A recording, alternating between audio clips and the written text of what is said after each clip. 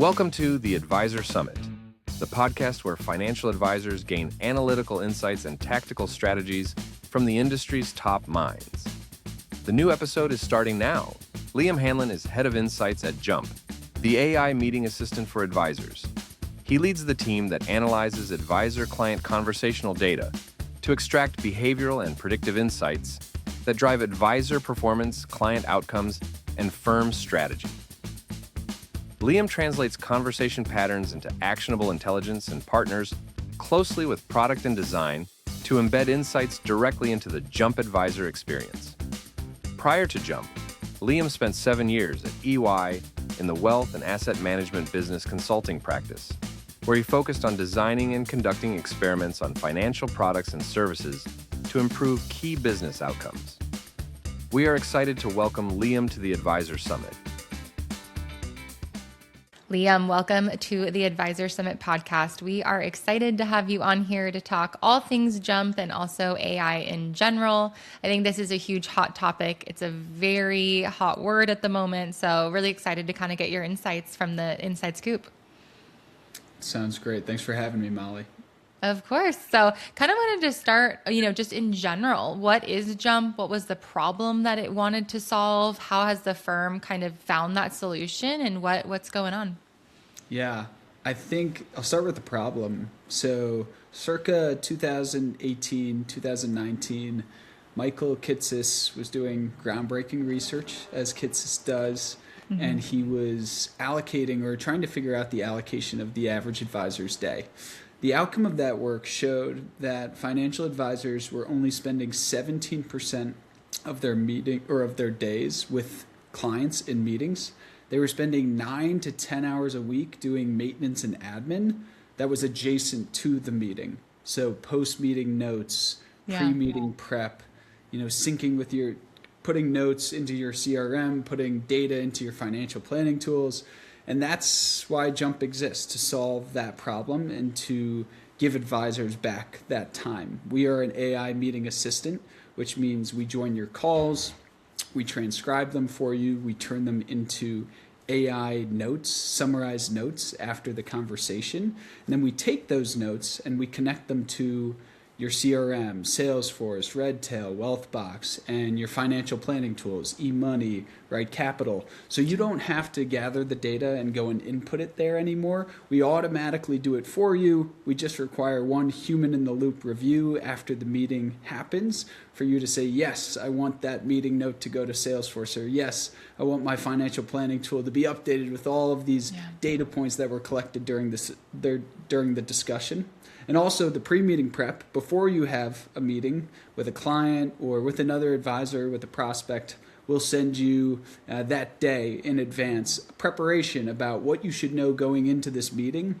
And that's based on context from all of your past meetings that you've had with that client or that prospect, what we can glean from the resources that we're integrated with, like your CRM, like your financial planning tool. And so you might see going into a meeting, hey, you're meeting with Molly, you've met with her twice before, here's what we learned about Molly from what you have in the CRM, here's what we learned about her from what you have in your financial planning tool, here's an agenda for the meeting that you have coming up in an hour. So we've taken those we've taken those items or activities that the advisor has typically spent 9 to 10 hours a week on, and we've automated them to reduce the amount of time down to just 1 or 2 hours a week.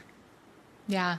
It feels like, honestly, when you talk about it, I think a lot of people are nervous that AI is either going to take the role of the advisor or it's going to make it less human. But honestly, hearing you speak about it almost makes it more human in a sense, because it's taking the facts and what matters about people and skimming through kind of the noise and making it more relational. Do you find that there's kind of a glitch or a switch when you talk to advisors that are like apprehensive to AI for those reasons? And then once you explain it, they're like, oh no, I get it. We used to talk to a lot more advisors that were apprehensive. I would say even 18 months ago, people were like, I'm afraid to adopt this. I don't know what my client's going to say if an AI meeting bot is on our call. I don't even know how to tell them what this is. Nowadays, we rarely get that because people have seen the power of it. But I would say, we see a huge shift. This is technology that's meant to actually allow you to spend less time with technology. Instead of being distracted during the meeting and having to take notes on who you are and your updates, I can actually focus on the conversation and listen to what you're saying. So that's been monumental. It's about saving time, but what we've seen is it's also created a more emotionally intelligent advisor because they're able to focus on what the client is saying in the moment. So that's pretty special. We also see in our primary research that advisors that use Jump, 60% of them save between 1 to 3 hours per day, which is a little bit unfathomable, right? And a little crazy. Yeah. It's like 300 hours per year. What's not surprising is where they're saving the time, post-meeting notes, pre-meeting prep, all the stuff we just talked about. What did surprise us is how they're spending that time. Almost every advisor, 90% of the advisors we talk to, spend the reclaimed time on revenue-producing activities. Client meetings, client service, prospecting, marketing. So the advisors were really wanting this time to give back to their clients. So it's an interesting, like a dynamic that we didn't know existed and that just came to fruition through seeing our users really adopt the product and then reallocate that time. Yeah. I was hoping you were going to say like, no, they spent it with their family, but I know they're doing some of that also. I'm sure they are, of course, but it's true. I think it also from, when I look at advisors and when we talk to advisors from kind of an advisor role, you are not just the advisor, you are also the business owner. So to have that time to actually spend into the business in the revenue producing seat where you're supposed to be is massive versus note taking. I also just really feel like any kind of AI bot that you can do that's going to save you time is an ally for the team. I always just think about the team and in their aspect. And yes, it's saving the advisor time, but how is it helping the team and in their work and in their sales cycle and all of that? So I think it's huge. What kind of surprised you most when you're looking at these data sets? I know you kind of talked a little bit about, where they're allocating the time, but you're obviously on kind of a huge amount of data, which obviously is, key to my heart because I'm a data person. But what are some kind of stats or statistics that you're seeing with this data that you'd like to share? There's tons. We've learned a lot in the past year. It's all been very surprising. We collect data in a few different ways. We partner with firms to anonymize and aggregate their conversations between advisors and clients, and that's where we learned a lot. Before, we were looking at utilization data. Advisors who've adopted Jump, how many people were using Jump on a day-to-day basis, how many people were syncing their CRMs. Now we're beyond that to the next level, which is how are advisors actually having conversations with clients? What's coming up in those conversations? What are trending objections? Something we learned last year was, client sentiment is a predictive indicator of what your client will do on a call. We measure client sentiment at the beginning, the first 5 to 10 minutes of every single call. And on average, it's between 6 and 5 on a 10-point proprietary scale. So that makes sense, right? Everybody's coming in neutral. If you come in below average, you are less likely as a client to accept any recommendations, to engage in a planning discussion. You're more likely to engage in like investment and markets and client services discussions. You're going to try and talk about the economy and the fears that you have about AI and all that. So advisors have a few tools that I'll get to that we've also learned about to try to change sentiment to get clients more engaged with more meaningful conversations. If you have high sentiment coming into a meeting, you're much more likely to engage with recommendations, to make investments actually, and to listen to your advisor in a number of different ways. So that was pretty crazy. Now, sentiment last year, you would think, or I would say common maybe misconception is that it's really guided by market performance. So when the market's up, sentiment's up. When the market's down, sentiment's down. It's not that simple. It actually has much more to do with volatility. Even if the market's up, if it's volatile, it really dictates sentiment, and also macroeconomic policies. The lowest sentiment that we saw last year was in March and April, which was Trump's tariff mania time. The lowest sentiment in the last 18 months is actually February of this year, so in the last month, because of everything that's been going on. So sentiment matters more than we thought is insight number one. Insight number 2 is the advisor can control or dictate sentiment. If a client comes in with low sentiment, the advisor has one tried and true defense, which is shift the conversation in any way you can to long-term goals and planning. If you have a financial plan, bring it up early and often. If you have some other kind of plan, estate planning, tax planning, foundational planning conversations increase sentiment because it makes clients feel better about their long-term position and get out of the short-term mindset that's making them afraid and reducing their sentiment in the first place. I'm like geeking out 100%. So I have to ask like very specific questions. When you're talking about sentiment, are you analyzing the words specifically, like key trigger words? Are you analyzing tone? Like how are you getting kind of that sentiment rating? Great question. So it's not specific words create a lexicon. So for each one of our levels, which is 0 through 10, there is a lexicon of words associated with that level. So the top level is level 10, complete euphoria about their financial situation, the market, and all things in between. And so we provide the LLM with, hey, if they say these things, there's a good chance that they're euphoric. But what we're asking the LLM to do is make a determination about all of the things they're saying, not rely on words, but rely on what they're saying. Hey, I'm afraid of this, this, and this. That means it would be lower sentiment. We don't rely on tone in the sense that we can dictate, if I say this at this level versus this at this level. Yeah. Tone we can't really include in the interpretation, but tone based on verbiage we can. So it's not just stated words, it's revealed preferences is what we like to call it. And it doesn't rely on lexicons of words specifically, but it gives the LLM a guiding light. Okay.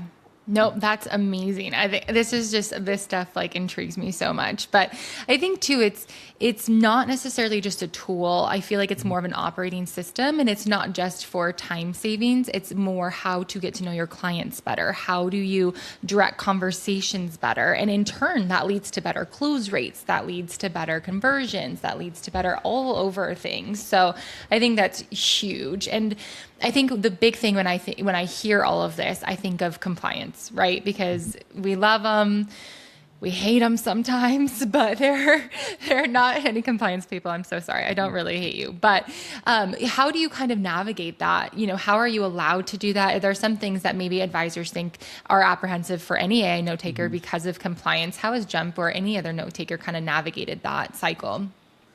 Yeah, I think compliance is not the thing that sells, but you can't even get into a sale unless you have the right compliance configurations and customization. So it is the first and foremost and most important blocker for any AI, note takers especially, and meeting assistants, but any AI that any advisor is using. And it will become more and more important as AI starts to make recommendations, which we could talk about a little bit. But how we defend against it is before we sold to a single client, we met with the legal risk and compliance departments of the biggest RIAs, mega RIAs, and independent broker-dealers in the world.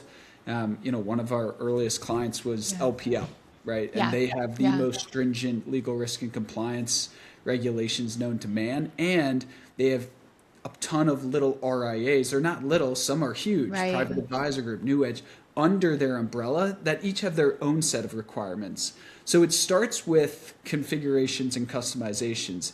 If I want a data retention policy of 7 days, we have to make that available. If the next firm wants it to be 8 days, it needs to be made available. If somebody wants no recording, no video content, no transcription, no nothing, we need to make that available. So anything you could think of how you would configure the legal risk and compliance components of a tool like this, we've made available. The amount of customizations is a little overwhelming. It usually takes 2 meetings with a solutions engineer on our side and the legal risk and compliance department on their side to say, here's everything you can do. Let's go through each component and make sure it's configured to the standard that you need to adhere to.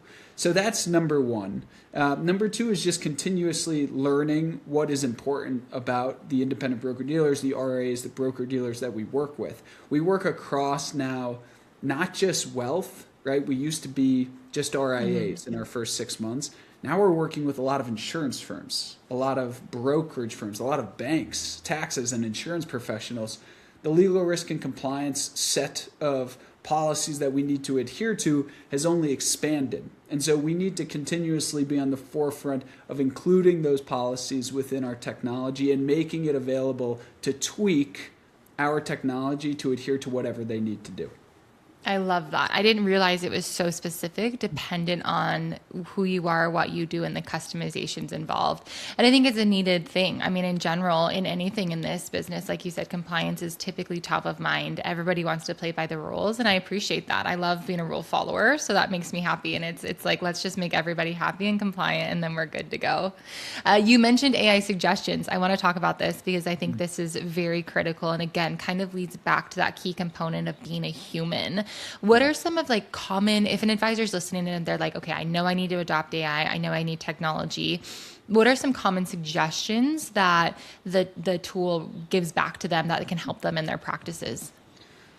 So we have some really interesting features for this specifically. Let me talk about one and then I'll get into the others. Okay. But the first is something that we call playbooks. So a playbook is going to tell you as an advisor what you should do or say, or what you should focus on doing or saying in a specific meeting type to increase your likelihood of success. So for instance, we just ran an analysis. It starts with research, PhDs, Masters of Behavioral Science, looking at a problem. And the problem we were focused on was, can we find things that advisors can say or do to increase their likelihood of success of converting a prospect to a client? And so we gathered hundreds and hundreds of conversational variables, things that an advisor can control on a call. We measured them across 10,000 conversations. We know of the 10,000, each of these conversations that end in success, the prospect becomes a client, and each one that ends in failure, the prospect does not become a client. And we now know, out of the, I want to say 150 variables that we looked at, there are 4 things we identified that have a causal relationship with success. One of them, I'll give you one. I can't give you the whole thing right now because it's not even published yet. Oh, but we get a sneak peek. Get a sneak peek. One of them that shocked our team was the advisor should never bring up what their fee is in the first call, the discovery and introduction call. It's too early. Bringing up your fee in the first call actually brings up the fee before you've brought up most of your value. It takes 2 calls to really express the value of advice. So if you bring up your fee in the first call, you reduce your likelihood of success that prospect will take a second call by 7%. So it's meaningful. I know these numbers seem small, 7%, okay. But when you extrapolate that across hundreds of thousands of prospecting conversations for a giant firm, or even 100 conversations for an individual advisor, 100 conversations with prospects, that's 7 less prospects willing to meet with you again just because you brought up your fee in that first call. So that's one piece of recommendation advice. Well, we don't recommend what your asset allocation should be, or something like that, financial advice, but we will recommend what you can say or do, or how you should behave, or how you could behave to increase your likelihood of success across a number of different contexts. That's amazing. When is this research coming out? Do you know off the top of your head? I gotta know. I should know. No, all good. All good. Partnered, but it's imminently. I would say we're going to release a package to the public, a pamphlet. We don't pay gate any of this information. We want the industry to get better as a whole. So we're going to make it public, but it's also going to show up within our product so that you can create a scorecard based on this framework that we've created. You can also see how you adhere to it after every single prospecting call you've had. It'll give you a score of, hey, maybe you brought up fees in this conversation a little too early. Wait, until the second conversation to do this next time. And will also show up in your insights dashboard so that you can track how you're doing these things over time and how it correlates with your success with prospects. Interesting. So, I mean, I think that definitely is what top advisors are doing, and they're doing it differently by knowing their conversations, looking at it from a science approach, almost like more of a psychological approach versus, the actual numbers. And I think a lot of people tend to think of advisors as finance people, money people. And in reality, it's more of a relationship. Like, you are a relationship builder. You are a trust builder. That is your role in that spot. And yes, you have to be smart and know the markets and obviously understand allocations and all of that. But it really is diving into how you connect with people. And I think as you get more science and back into that, it's just teaching sales. It's teaching what it means to connect. And I think that's massive. So what are some questions maybe that advisors should be asking their prospects, but they're maybe not? Do you have any analytics on that, on what, I'm walking into a prospect meeting. I don't want to bring up fees, but do you have any kind of pros that they should be bringing up in that first meeting? More open questions that help you understand the client's current state, asking them about I'm bad at the questions themselves because I'm not an advisor and I'm not a salesperson, but a question like, tell me about why you're here today and what your goals are in potentially starting an advisory relationship. That type of open question is a lot more powerful than saying something like, Molly, you're here to get advice, right? That's a yes, no. And what it does is it may give you the answer of yes, they're here for this, or no, they're not. But what it won't reveal is the why behind that question. If I ask you in the first way, right, tell me about why you're here today and why you would want to enter into this potential relationship, you'll say much more, give me much more fodder to then follow up on. One of the things that's powerful that we found in our research that advisors can do is try to connect the goals that a client has back to the value of their advice. So if I get you to expose, well, my goal is I'm starting a family and I want to buy a house soon and so on and so forth. When we get to the end of the conversation and I position the value of my advice to you, I'll say, Molly, I do this because I'm trying to get people to be confident when they start families and to buy homes, so on and so forth. I've just connected your goals back to my value proposition. Very powerful for an advisor to do that in a prospecting conversation. Not always in the first prospecting conversation, which is more discovery, but you can even do it in the second one or third when you're getting closer to closing. I love that. And you kind of talked about a scorecard also. I want to touch on that. What are some of the metrics that are included in this scorecard? I know you kind of mentioned a few, but what does that all entail? Well, for the scorecard that is associated with the playbook that we just created, there's 4 components. I won't reveal them because, again, the pamphlet's coming out. But we have every one of our enterprise clients has a different scorecard that they've created based on a firm-wide framework. I'll give you an example of one. Let's just say Hanlon Advisory has this introductory scorecard for all prospecting calls, or maybe a scorecard for all financial planning calls. Okay. And there could be 4 components. And as the owner of the account, you go in or you work with somebody at Jump to create the scorecard in natural language. Say, the first component of the scorecard is I want my advisors to set an agenda at the beginning of a meeting. You put that in natural language. The LLM will help you interpret and come up with the components to score for an agenda. And then in each meeting, when we have this type of meeting, a financial planning meeting, let's say, it will assess, did I set the agenda? And out of a 1 to 10, how well did I set that agenda? So it's totally up to each account or even the advisor level to create and deploy scorecards to specific meeting types. Makes sense. I love the customization. Again, I think that there isn't a one size fits all for advisors. Everybody is really unique and everybody needs something different. And Hanlon is going to be very different than, other places. I love the originality of the name also. Kudos. Great work. But it's very original. So, but yeah, I love that. I genuinely. And I think too, when we talk about AI in general and kind of these scorecards, and obviously there's a note taker and clients know this, what are some of the ways that maybe advisors have to combat, these apprehension from the client perspective? Do you find that a lot of clients are apprehensive to having these advisors? Is there any kind of research on that? Or is it more, nope, they expect you to because we live in this day and age and it's very normal to have a note taker? We used to get that question a lot, and I think clients used to ask it a lot. And now, I don't know about you, I'm not an advisor. I spend most of my days with strategy, sales, clients, tech.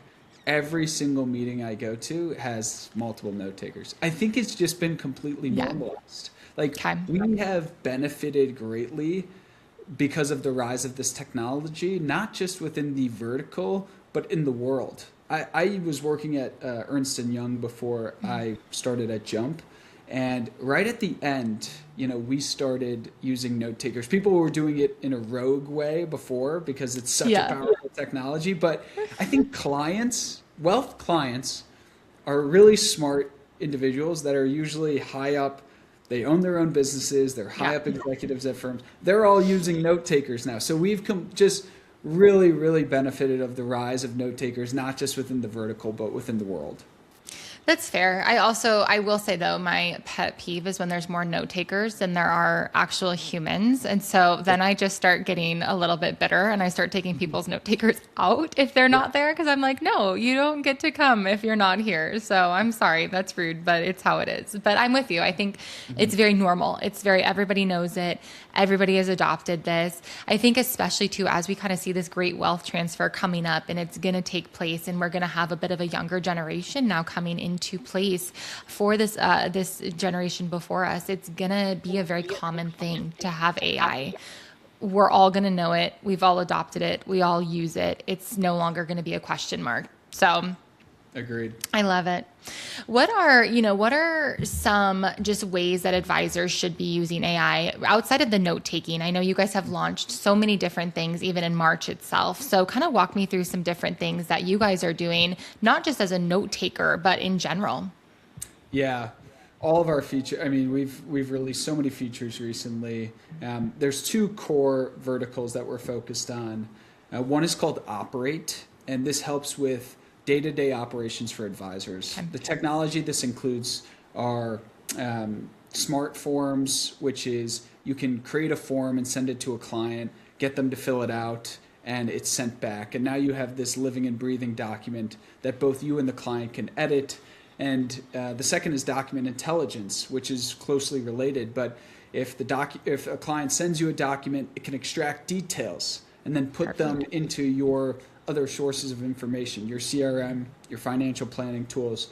There's also a meeting assistant that now lives in Outlook, but has all of the context of Jump and your conversations and your integration so that when you're drafting an email back to, client A, it can see all of the conversations you've ever had with client A. It knows it's in their CRM, what's in their financial planning tools, and it can answer whatever email the client just sent you with all of that context at its disposal. Wow. So that's Operate, helping you operate day to day. The second vertical is Grow. This is all about organic growth. The number one problem in wealth, this, everybody who is even somewhat familiar, but those who are intimately familiar like yourself know this all too well. Organic growth is the number one problem in wealth. Advisors typically only organically grow minus market outcomes by 2% every year. That means we're not growing our books of business, our revenue, by the amount that we thought we would. And so what we've created is a set of products to help advisors get better at organic growth. A lot of it revolves around conversational intelligence, insights that's coming from your conversations. It's telling you, how much you speak versus your client speaks on a call. What's the green zone of talk time, which is right at around 45 to 65%. If you're outside of that zone, organic growth is hurt. It also gives you those playbooks that we talked about. It also helps you identify signals. Every conversation you have, on average, there's about 13 hidden signals for a product or a service to be positioned, right? So if we have a conversation, you might have a fear or a life event happen, and what an advisor can't distill in real time is that, oh, well, if Molly had this fear, it might mean she's more susceptible to a financial plan or an estate plan or whatever, any product Yeah. or service that's at their disposal. But AI can do that in real time. And so after your meeting, we have something called signals where an advisor can go and it categorizes all of these signals by topic. So one topic could be generational wealth, to your point. So everything that came up in the meeting that I had today, all the meetings I had this week, this month, that had hidden signals related to a generational wealth opportunity would be listed here for your review. You can click into them and learn about what was the exact sentence that led to this signal, what's the strength of the signal, and how should I actually follow up on this signal. Maybe it was that you said, my parents are hard of health and getting ill, something that would, should make me realize you're going to fall into some inheritance soon. How should I actually follow up on a sentiment like that you shared with me to, as your fiduciary, have the best outcome for both of us, right? Capture those assets, retain them, and make sure that we're doing it in an intelligent way. So those are just a sample of suites of product that are now made to every advisor's disposal within Jump. Honestly, again, I just think it goes back to being more human. It just goes back to really answering the questions that they need and solving the problems that they're coming to you for with help from technology. I have to ask though, okay, when it drafts the email, does a human still go in and click send, like double check it, or does it send it automatically? Is there a feature where you can set it that way? We always require a human in the loop review. And I don't know, the industry will dictate if that changes, but we will always adhere to a human in the loop review because number one, it's so important. We're at a 99.99% accuracy of captured, but it's that 0.01% that matters. If there is a detail that's slightly off, if it misspells your name for some reason, these are things that could disestablish trust between an advisor and a client. And I was in my role before. I had hundreds of meetings with advisors, and I was trying to learn why they wouldn't use a financial planning tool.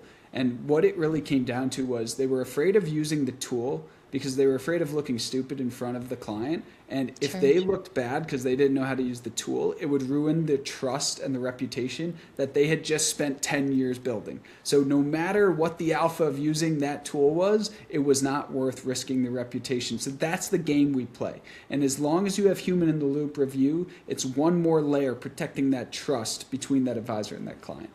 That's huge. And I agree. I think, the industry itself will kind of dictate that. But at the end of the day, I also think that humans need to be involved. That's just how it is. And you can make the greatest AI note taker on the planet and have all these amazing features, but it's not going to replace the human. It just won't. It's not going to do it. So what are advisors getting wrong about implementing AI? What do you think, how are they using it maybe if they have AI, but it's unsuccessful? What typically is the reason behind that?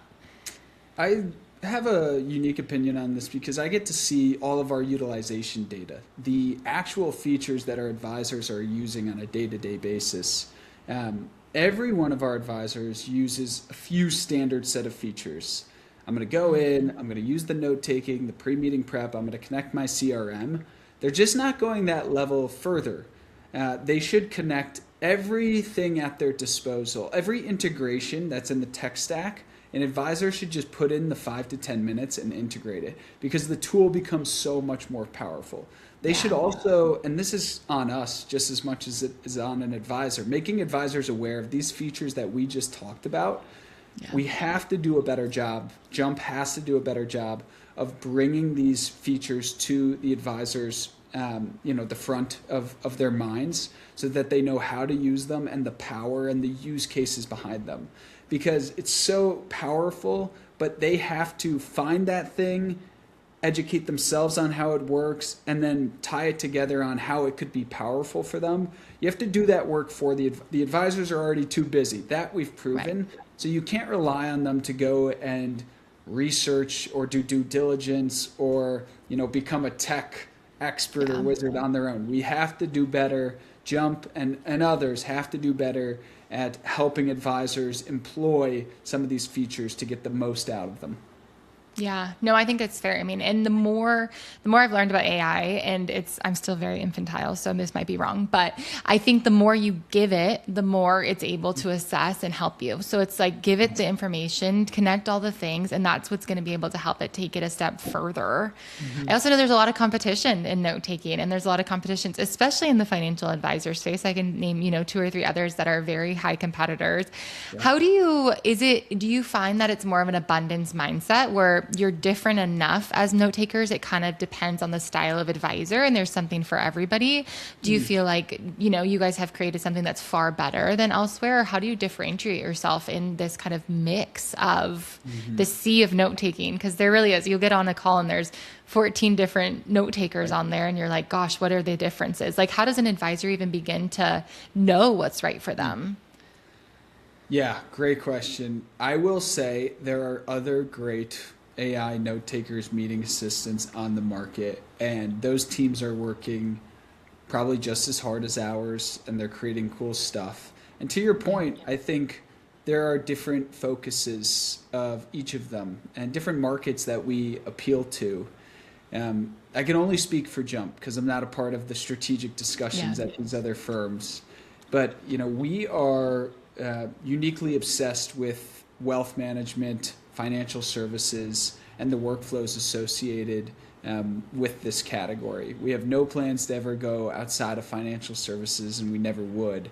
We think that that's the special sauce here, that the problem that we've solved is unique to this industry, and all of the insight features and operational features that I talked about with you, they only exist within financial services. Sure, some of the context is the same in other industries, but none of the workflows that we're creating appeal to any other industry.